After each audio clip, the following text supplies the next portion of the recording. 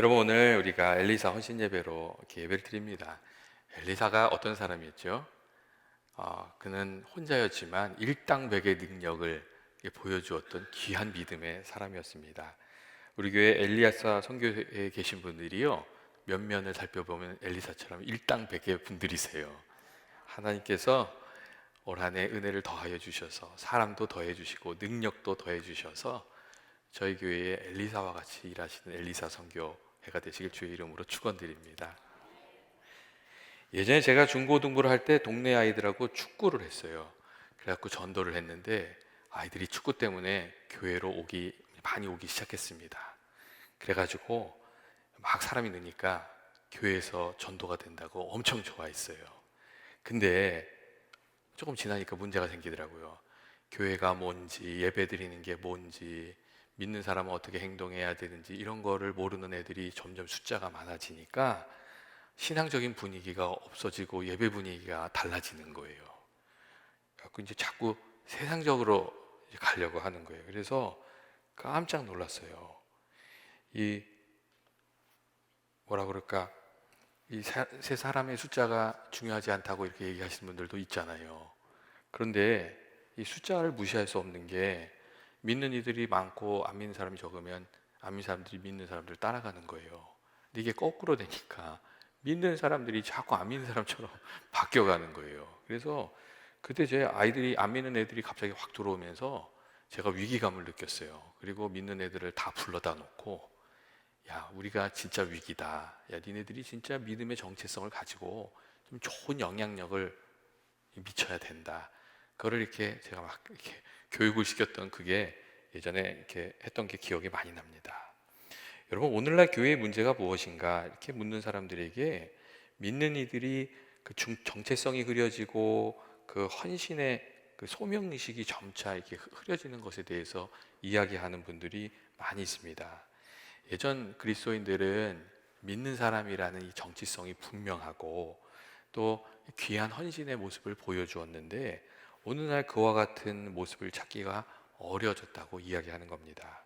이 직분을 주신 이도 하나님이시라는 의식이 흐려지고 또 내가 감당하는 그 일이나 그 삶이 하나님을 대표하고 하나님의 일을 하는 것이라는 그런 마음도 좀 약해져서 이렇게 뭐라고 얘기할까? 의롭고 거룩하고 사랑으로 사는 것이 아니라 이게 세상과 타협을 하면서 살고 또 죄를 지어도 가책이 없고 말씀과 삶이 일치하지 않는데도 그냥 마음이 무덤덤하고 문제의식이 없고 그런 일들이 일어나고 있다고 이렇게 얘기를 합니다. 그리고 그 결과 이 교회에 대한 부정적인 생각이 많이 생겼고 또 이 복음의 가치를 평가절하하는 일도 일어나고 있다고 그런 이야기를 하고 있습니다. 그래서 오늘 우리가 살아가는 시대는 그런 좀 어려운 시대가 됐기 때문에 믿는 이들이 과거보다 훨씬 더 열심히 살아야 된다고 하는 이야기도 많이 하고 있습니다. 이 부정적으로 변해가고 있는 교회에 대한 복음에 대한 생각을 바꾸어내기 위해서 이 곱절의 헌신이 필요하기 때문에 그렇습니다. 여러분, 우리가 살아가면서 어떻게 해야 이게 하나님의 그 선한 영향력을 미치면서 살아갈 수 있겠습니까? 첫째로 우리가 그렇게 살려면 내가 하나님의 사람으로 살겠다는 좀 결심이 있어야 되는 줄로 그렇게 생각합니다. 이게 늘 변화가 필요할 때 변화를 선도해가는 사람들이 있는데 그들의 삶을 이렇게 잘 살펴보면 그 결단의 순간들이 있더라고요. 좋은 일이든 나쁜 일이든 여러 가지 일들을 겪으면서 이 하나님을 생각하고 결단하고 문제의식을 생각하면서 결단하고 이런 결단의 순간들이 있더라고요. 이 느헤미야서를 보면 포로에서 돌아온 유대인 공동체에도 그런 이들이 있어요. 결단했던 일이 있었어요. 포로에서 돌아왔는데 이렇게 일이 이렇게 본래 생각했던 대로 일이 잘 안 되니까 흐지부지 되면서 이 공동체가 점점 세속화되기 시작을 했어요. 그 위기를 겪은 거죠. 근데 그때 느헤미야를 중심으로 80명의 대표자들이 의롭고 거룩하게 살겠다는 서약을 하고 그러니까 결단을 하고 그 흘러가는 방향을 바꾸어내기 위해서 이게 앞장서서 나가기 시작을 했습니다. 그때의 결의한 내용이 5가지였는데 첫 번째는 이방인과 결혼하지 않는다는 거, 둘째는 주의를 지킨다는 거, 셋째는 안식일을 거룩하게 지키고 시행한다는 거, 그리고 넷째는 하나님의 전을 위하여 세겔의 3분의 1을 드린다는 거, 그리고 5번째는 첫 열매를 여호와의 전에 드린다는 거, 여섯 번째는 11조를 드린다는 그런 것이었어요. 그러니까 신앙적인 면에서 약해져 가고 있던 공동체를 다시금 살리기 위해서 희생적인 삶을 살기로 이 80명이 결단을 한 거예요. 그리고 그들은 뭘 하고 싶어 했냐면 이스라엘 백성이라면, 믿는 사람이라면 이렇게 살아가야 한다는 그 모델을 좀 보여주고 싶었던 것 같아요. 그래서 그렇게 살기로 결단하고 나아갔어요. 그리고 이제 결단했던 내용들을 보면 당시 이스라엘 공동체를 회복하기 위해서 꼭 필요했던 것들이라는 것을 알 수가 있어요. 이방인과 결혼하지 않는다는 그 내용은 그 당시에 이방 여인들과 결혼하면서 그 신앙인의 정체성을 잃어버린 이스라엘 백성들이 많이 일어났기 때문에 이 이야기를 하기 시작한 거예요. 그러니까 이방 여인하고 결혼하는 게 지금도 안 돼. 그러면은 그 그럼 어떻게 결혼합니까? 막 이런 얘기 할 수 있잖아요. 근데 그 당시에 그걸 금했던 이유는 그 일로 인해서 신앙이 없어지고 공동체가 무너지니까 그 결단을 했던 것이죠. 그리고 이 주의를 철저히 지키고 안식년을 지키겠다 이렇게 얘기하는 것은 그 이스라엘 백성으로서의, 하나님 백성으로서의 정체성을 지켜내겠다는 어떤 결단이었어요. 그러니까 세상 사람들하고 이스라엘 사람들하고 뭐가 다른 거냐면요, 이 사람들은 안식일이 없고 이 사람들은 안식일이 있는 거예요. 이 사람들에게는 안식년이 없고 이 사람들은 안식년이 있는 거예요. 그게 사실은 세상 사람들 보기에는 엄청난 결단이거든요. 그러니까 믿는 사람으로서의 정체성을 보여주기 위한 결단들이었죠. 그리고 이들이 결정한 내용들 중에 돈 얘기가 많아요. 11조도 있고 뭐 성전의 세겔의 3분의 1을 드린다, 뭐 그런 얘기들이 계속 많아요. 그 이유는 뭐냐면 그 당시에 교회가 다 무너지고 그다음에 그 성직자들이 다 없어지고 막 그래서 다시 회복하기 위해서 재정적 요구가 많았기 때문이에요. 그래서 그 결단을 하기로, 다시금 교회를 세워내기로 그렇게 했던 것이죠. 그리고 그들의 결단을 통해서 또 회복의 역사가 또 다시금 쓰여지기 시작을 했어요. 여러분, 우리들의 삶 속에도 때때로 이 결단의 순간들이 좀 필요하지 않습니까? 내 가정의 회복을 위해서 내가 결단할 것, 교회의 회복을 위해서 내가 결단할 것, 그리고 이 시대를 위해서 내가 결단해야 될 것, 주님을 위해서 결단할 것, 그것이 무엇인가 우리 좀 생각해 볼 필요가 있습니다. 자녀들에게 신앙이 잘 전해지도록 우리가 결단하고 감당해야 될 일은 무엇인가? 이 교회가 좀 화목해지고 힘을 얻게 되기 위해서 우리가 좀 결단하고 감당해야 될 것은 무엇인가? 믿는 이들이 감당해야 될 일들, 우리가 좀 결단하고 감당하는 것들이 좀 필요합니다. 또한 우리가 선한 영향력의 사람으로 살고자 한다면 다른 어떤 것보다 성령의 충만함을 좀 구하면서 살 필요가 있습니다. 오늘 말씀을 보면 하나님께서 사무엘을 통해서 사울을 왕으로, 이스라엘 왕으로 선택했다는 것을 이렇게 알려주시고, 그 다음에 무슨 얘기를 하시냐면 하나님의 영을 주시겠다는 그런 얘기를 해요. 사무엘이 사울에게 무슨 얘기를 하면 이렇게 얘기해요. 이후에 여호와의 영이 크게 임하리니 너도 그들과 함께 예언을 하고 변하여 새 사람이 되리라. 하나님의 영으로 새 사람이 될 것이다. 그리고 네가 하나님 주신 사명을 감당하게 될 것이다. 그런 이야기를 하고 있죠. 하나님께서 사울을 그냥 사용하지 않으시고 하나님의 영을 주셔서 하나님이 주신 일을 하게 하신 이유가 여러분 어디 있겠어요? 이 하나님의 백성인 이스라엘을 이끌어가야 할 사울이기에 좀 하나님도 알고 신령한 세계도 알고 신앙적인 안목과 새 마음을 가지고 하나님의 일을 감당하도록 그렇게 하신 것이죠. 이 하나님의 영에 의해 새롭게 된 그 마음과 그 안목, 그리고 지혜를 가지고 능력을 가지고 하나님께서는 사울이 일하기를 원하셨던 거예요. 근데 이러한 점들은 우리들의 삶에도 여러분 필요한 부분이 아닙니까? 우리들도 이 성령의 충만함 가운데 마음이 변화되고 생각이 변화되고 또 우리들의 영혼이 거듭났고 좀 새롭게 되어야 하나님이 우리에게 말씀하신 그 부탁하신 일들 넉넉히 감당하게 되는 줄로 믿습니다. 성령으로 충만하면 그 일을 감당하고 우리가 하나님으로부터 멀어지면 알면서도 그 일을 감당할 수 없게 되고, 우리가 살아가는 삶이 그렇잖아요. 몰라서 감당하지 못하는 게 아니라 사실 능력이 없어서 그런 거거든요. 근데 우리가 기도 가운데 주님의 능력을 힘입으면 그 일을 감당하게 되고, 우리가 신앙이 약해지면 알면서도 감당하지 못하는 것이죠. 오늘날 교회에서 직분을 받은 이들이 거듭나지 않고 새롭게 되지 않은 세상적인 생각을 가지고 이 직분을 받고 또 일을 감당하고 그렇기 때문에 사실 문제가 많이 일어납니다. 우리가 이 주의 영으로 이렇게 든든히 이렇게 붙들려 있고 거듭난 생각이 아니면 하나님을 섬기면서도 하나님 섬기는 것이 아니라 나를 섬기게 되거든요. 그리고 성별되지 못한 그 상황 속에서 이렇게 하나님의 일을 하다 보면 세상 사람들이 눈살을 찌푸리는 일들도 많이 하게 됩니다. 그래서 여러분 그런 얘기가 있잖아요. 한 사람 전도하고 10사람 내쫓는다고. 우리가 이렇게 성령으로 거듭나지 못하면 그런 일이 일어날 수 있는 거예요. 우리 말이나 행동으로요, 한 명 전도하고 상처 줘서 더 많은 사람을 쫓아낸다는 거예요. 그런 얘기가 있죠. 그리고 또 하나님의 교회를 세우기 위해서 세우심을 받은 이들이 교회를 무너뜨리는 그런 일들도 하는 경우가 많습니다.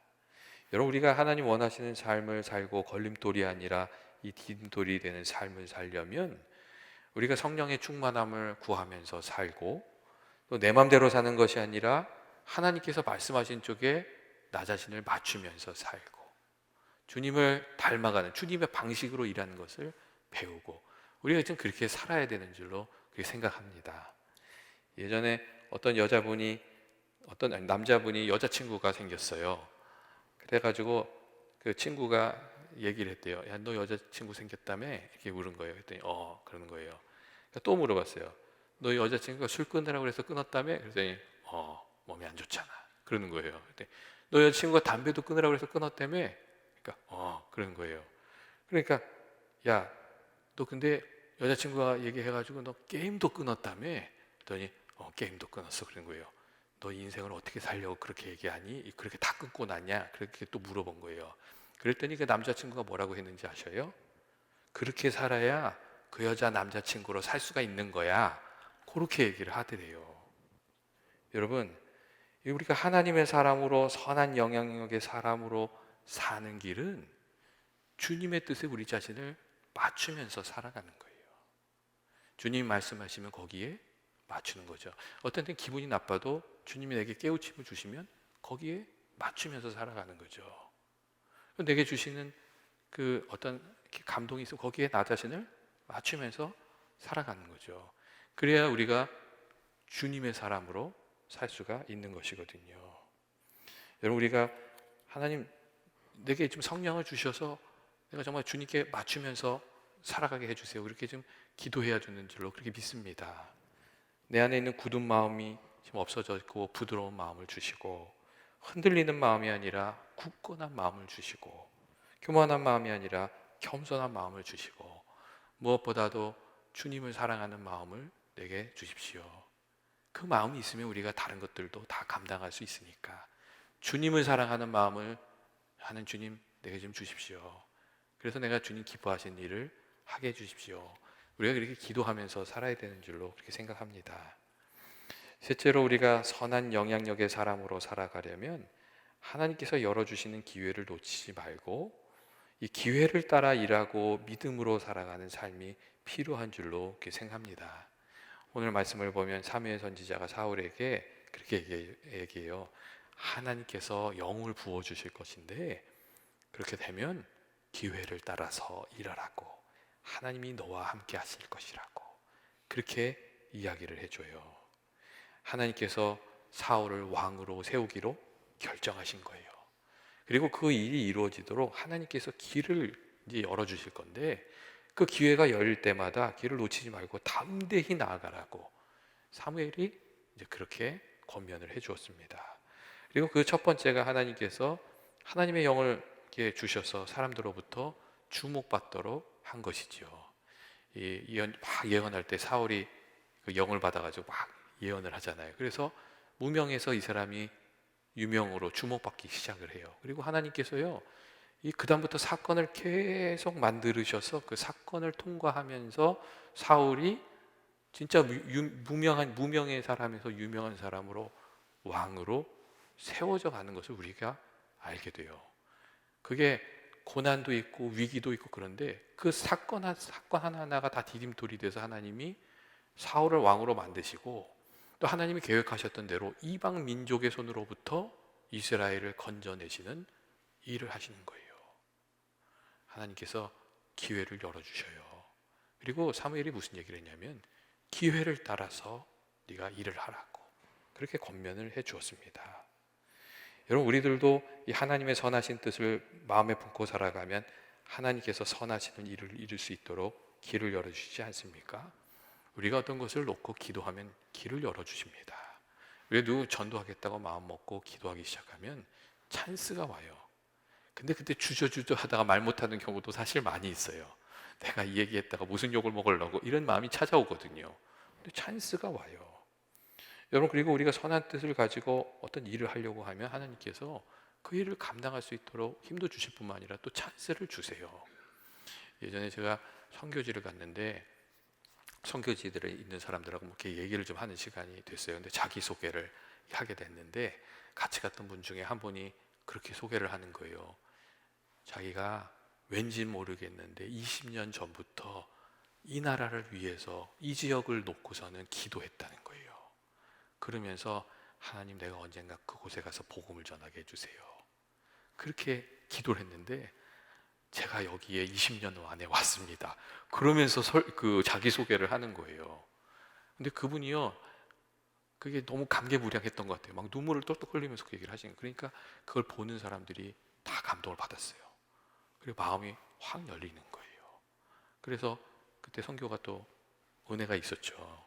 하나님 또 그렇게 사모했더니 기회의 문을 열어주시더라고요. 여러분, 우리가 하나님 주시는 기회를 따라 살아가려면 어떻게 해야 되겠습니까? 그 기회를 잡기 위해서 우리가 깨어 기도해야 되는 줄로 그렇게 믿습니다. 기회가 온다고 다 기회를 잡는 것이 아니잖아요.